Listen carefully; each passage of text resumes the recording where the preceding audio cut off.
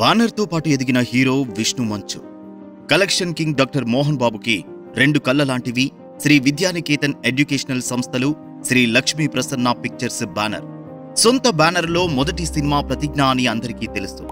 కానీ విష్ణు మంచుకి ఇదే మొదటి సినిమా అని ఎవరికీ తెలియదు.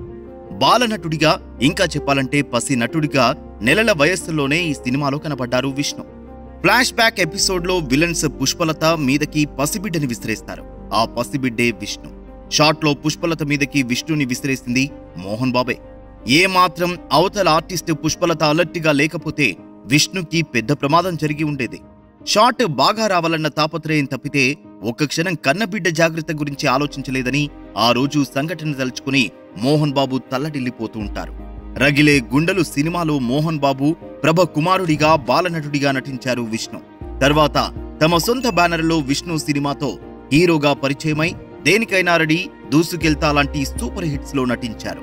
ఇప్పుడు 150 కోట్ల పైన బడ్జెట్ తో నిర్మాణమైన కన్నప్ప సినిమాలో విష్ణు నటిస్తున్నారు. ఈ సినిమాతో ప్రపంచ వ్యాప్తంగా ప్రేక్షకులకు చేరువ కాబోతున్నారు విష్ణు.